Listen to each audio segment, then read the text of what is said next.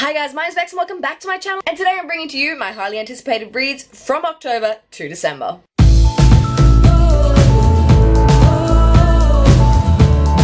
We are slowly gliding into the last quarter of the year, and can you believe it? I'm like confused on where the first half of the year went. Like, we're sitting here, it's the end of September, and I'm like, what is even happening? Where are we? Where am I? What books have I read? I'm confused. How am I going to read all the books by December? I have no idea. But today I wanted to talk to you about my highly anticipated reads for the end of the year, and I have got 8 of them for you today, and I'm excited to tell you about each and every one of them. So of course, as usual, I'm going to go backwards, starting with number 8, leading all up to my most highly anticipated read for the next 3 months, so let's get into it. Number 8 on my list is The Boneless Mercies by April Genevieve Toutolk, and this one comes out on the 2nd of October. Now, I don't really know what drew me to this book. It was probably like the wolf on the cover, but as soon as I read the synopsis, I was like, yes, that has got to be mine, and I need to dive into it because the premise is pretty exciting. It follows 4 girls named Frey, Ovi, Jupiter, and Runa, and they are known as the Boneless Mercies. They are girls known to be assassins. Basically, they need to kill quietly, quickly, and mercifully. But Frey is wary of the death trade, and having been raised on the heroic sagas of her people, and kind of dreams of a bigger life. When she hears of a monster ravaging a town nearby, she thinks this is the Mercy's chance that bringing down this monster will bring the fame and fortune that they would now have a better life. Very excited about this one. Who doesn't want girl assassins? I have no idea. Moving on to number 7 on my list, and that is, of course, Fantastic Beasts: The Crimes of Grindelwald by J.K. Rowling. This one comes out on the 16th of November, just around the same time that the movie comes out, because obviously this is just the screenplay of the movie. I just kind of want it for my collection, if I'm going to be completely honest, but that cover needs to go with my other cover, and I'm excited about it. Honestly, a year would not be complete without a J.K. Rowling book, so The Crimes of Grindelwald is definitely going to fill that void in my life. And I think it basically surrounds Grindelwald from the last movie, where he escapes custody and is gathering new followers, and I just can't wait to see where it goes. I'll probably watch the movie and not read the book, but it's still a highly anticipated release. Now, number 6 on my list is Dry by Neil Shusterman, and which releases on the 2nd of October. The 2nd of October I feel like is going to be a big one for releases, but I'm so excited for another Neil Shusterman book. After reading Scythe and Thunderhead, I feel like Neil is like a new favourite author for me, and I'm definitely excited to see what he does with Dry. And basically Dry follows the California drought, which escalates to catastrophic proportions. One teen is forced to make life or death decisions, and basically in this world, everyone's life is full of an endless list of don'ts. Don't water your lawn. Don't fill up your pool. Don't take long showers until the taps run dry. Alyssa's quiet street goes into a complete state of desperation. Neighbors and families have turned against each other, and when her parents don't return and her brother's life is threatened, Alyssa has to make impossible choices if she's going to survive. Now, books like this really intrigue me, because I think the fear of running out of water is a real threat, and I think it's terrifying. I like that Neil puts a lot of reality in his books, and I'm excited to see what him and his son Jared do with this one. Number 5 on my list is Saga Volume 9 by Brian K. Vaughan. Do I really need to tell you about this one and why I'm excited for it? Probably not. This series, kind of like a Romeo and Juliet retelling.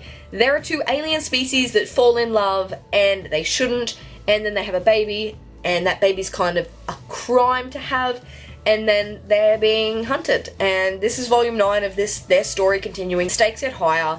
It's getting really emotional. They put in some really deep topics in this graphic novel series, and I'm excited to see what they do. It's funny, it's crude, but it also goes really deep. Volume 9 doesn't really have a synopsis, but I'm excited to dive into it when it comes out on the 2nd of October. I should have guessed that. Moving on to number 4 on my list, which is Grim Lovelies by Megan Shepherd. This one also comes out on the 2nd of October.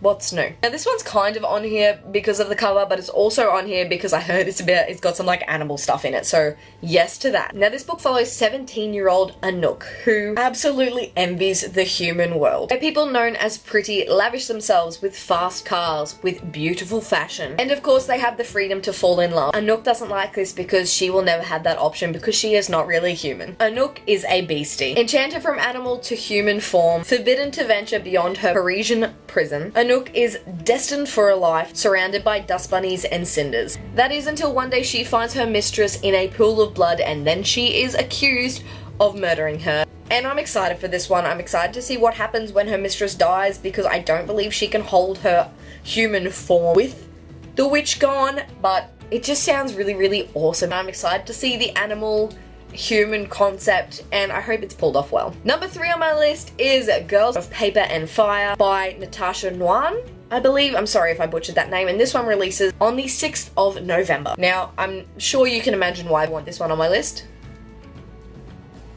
The cover is absolutely stunning, and I just need a copy of that because it's freaking phenomenal. So the premise surrounds each year where 8 girls are chosen as paper girls to serve the king. It is the highest honor they could hope for, but it is also the most cruel one. Lay is a member of the paper caste, the lowest and most oppressed class in this fantasy world. She lives in a remote village with her father, where the decade-long trauma of her mother being snatched up still haunts her. And this time they're after Lay, where the golden eyes of her have piqued the king's interest. She is taken away for the palace and does weeks and weeks of training with 8 other girls, learning the skills and charms of being the king's consort. But Lee isn't content on letting this life consume her, and she does the unthinkable and falls in love. So who isn't up for this kind of fantasy, kind of love story with royals? And I'm just ready for it. I believe this one also has a trigger warning for violence and sexual abuse, so obviously before picking this one up, please remember to look after yourself. We're going up the list now, guys. Now we're on to number 2, which is... I'm really excited for, because it is The Lady's Guide to Petticoats and Piracy by Mackenzie Lee, and this is the follow-up to The Gentleman's Guide to Vice and Virtue, and I am ready. This one releases on the 2nd of October, and I cannot wait to get my hands on it because it follows that girl Felicity from the first book, and she's fantastic. Felicity spends her life pretending she likes the lavish party instead of books about bone setting, and also pretending that she is not smarter than everybody else. She, of course, has the dream of becoming a doctor. But in this time, females aren't doctors. And after the accidental whirlwind adventure from Europe, Felicity has returned to England with 2 goals in mind. Avoid the marriage proposal of Callum Doyle, who is a suitor from Edinburgh, and of course enroll in medical school. However, her intellect and passion will never be enough in the eyes of the administration, who believe men are the sole guardians of science. But a small window of opportunity opens up for Felicity when her favourite eccentric doctor, Dr. Alexandra Plath, is looking for assistance. I'm just really excited to see where this one goes. I don't want to read too much more of the synopsis. I don't want to be spoiled of the story. I kind of just want to go into this one not knowing much about the adventure. Hopefully getting as surprised as I was with The Gentleman's Guide to Vice and Virtue, because I didn't know much. I went in and I adored it. Now guys, the one you have been waiting for, number 1 on my list, is of course Muse of Nightmares by Laini Taylor. The time has come for Muse of Nightmares, and I could not be more excited about this book. I've been trying to get my hands on an ARC. I have won a giveaway, and I just can't wait for it to arrive in the mail and for me to read it and love it and tell you what I think about it before it comes out, because that's just the dream, isn't it? This one also comes out on October 2nd, and of course follows on from Strange the Dreamer. Now, I don't want to get into too much detail because obviously it will be spoiling the first book, but Strange the Dreamer follows Laszlo Strange, who is a librarian, and he doesn't believe his life is going anywhere, even though he has always dreamed of this lost city of Weep. Now, Laszlo is taken on an adventure where the famous warriors from the city come and ask him to go with them, and he, of course, goes straight away.